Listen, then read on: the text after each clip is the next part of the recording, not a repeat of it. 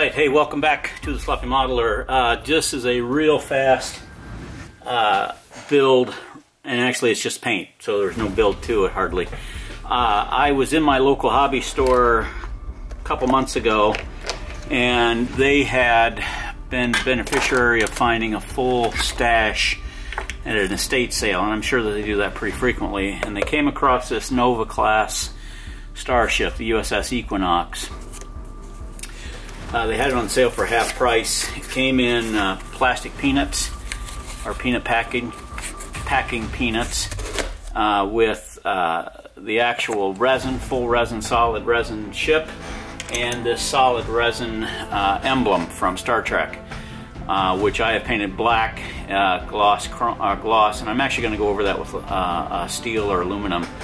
Not quite done with that yet, but that is an attempt at bare metal finish, starting with black and going over it with chrome. And I did sand that from 3600 all the way up to 12,000 for the gloss, so we will get there. Couple of things on this unit that I worked on or tried, and it works pretty good. The warp drive, nacelles, cooling vents, whatever you want to call these here, those were done in red ink, which filled up some of the Bussard collectors. They were done with acrylic ink through my airbrush, and then this had a red overspray, and then I went over it with blue, and it gave me, I don't know if this is going to pick up, but it gave me a reddish blue violet, which is an homage back to the Star Trek, the motion picture. So very cool with that.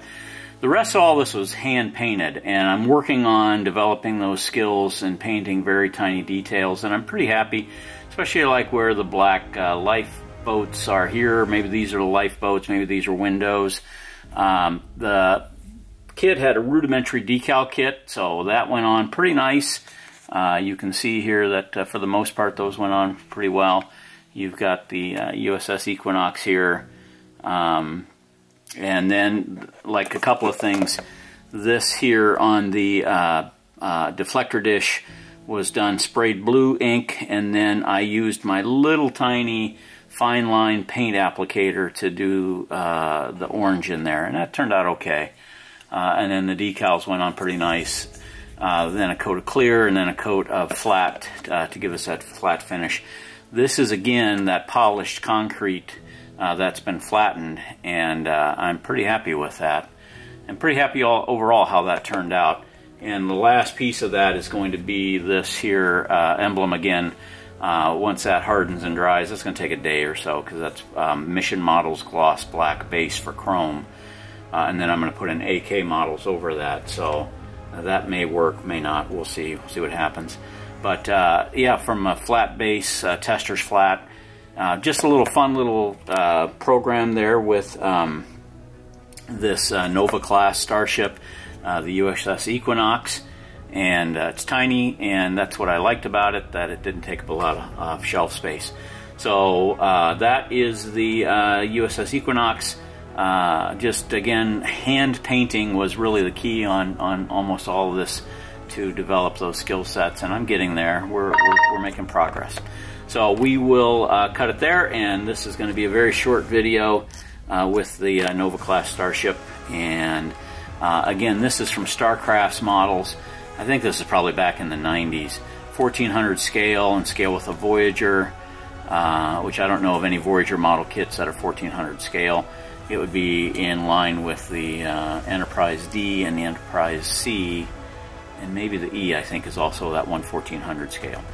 Highly detailed solid resin kit, and decals are included. So a little resin kit from Starcrafts, and it did a great job.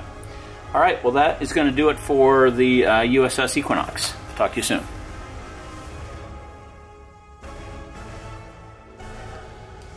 Alright, so what you're seeing here is the USS Equinox as painted by me, the Sloppy Modeler. You can see the size of the box that comes in. It's actually pretty tiny, and it does have a nice amount of packing peanuts in it to make sure that that resin arrived all in one piece. Of course, it came with this and the emblem that I'll show you in a little bit. But just going past here, so a couple of things. This was my first attempt at using some acrylic inks. And for the most part, I was pretty pleased with the way that turned out. They actually go through my spray gun really well without having any thinners to them. And if you wanted to, you could thin them with isopropyl IPA, or you could thin it with water, and that would work. And then, as I mentioned a little bit earlier during the build, is the hand painting was really what I was working with here. And one of the things I employed is I have purchased a magnifying glass finally, or a magnifying headset for my vision, and that was a tremendous benefit for me to see the paint going on, see the paint flow, see the areas where I wanted to put paint. In the past, not having great eyes or great hands in my advancing age, it very, very sloppily painted, but I was much improved on this.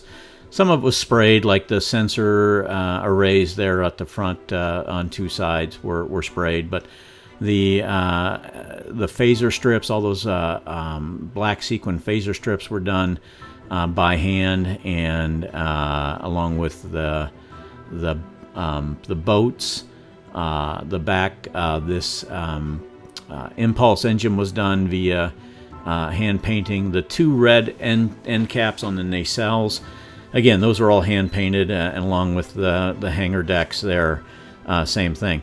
So again, you could tape all that off, but for the sake of time and the sake of effort, it was just easier to hand paint it. Now, one of the challenges, I haven't done a lot of resin kits, very few of them as a matter of fact. One of the challenges was that this needed quite a bit of cleanup, and I thought I had done a pretty decent job prior to the primer going on. But post-primer going on, I realized that resin can be pretty unforgiving as far as what shows up under the primer. So I had to go back through, and even then, once I was all said and done, the size of this made cleaning up some of those parts very, very, very tiny, very, very picky uni-ish, if you will. So that was just a bit of a challenge in working with a resin kit. On top of that, the opportunity to work with the resins was, cover up with a face mask, wet sand instead of dry sand to try to keep the dust down, and all of that turned out pretty well. Very pleased with this. I did use the acrylic inks for the orange here, going through a fine line applicator, and that made a world of difference on these very, very tiny pieces, very, very tiny kit. And I could not get with a brush, frankly, do it well. I couldn't get it with an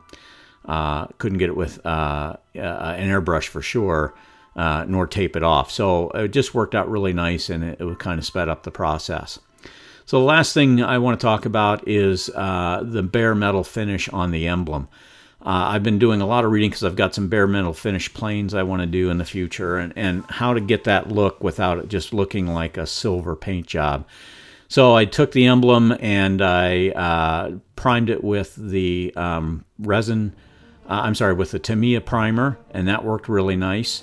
And then I polished that up to 12,000 grit, and then sprayed that with an acrylic black gloss base from Mission Models, let that dry, and then polish that up with 12,000 grit. And then finally, once that was all done, I sprayed it with the AK Models polished aluminum, and I'm really thrilled with the way that turned out. So that's going to bring this to a close. Thank you for coming along on this real quick trip with me to the USS Equinox from Star Trek Voyager series is really where this ship comes from. Appreciate your subscriptions, your likes, your shares, and if you did see something that was cool in this, I appreciate a comment, and we can see you in the next one. Thanks.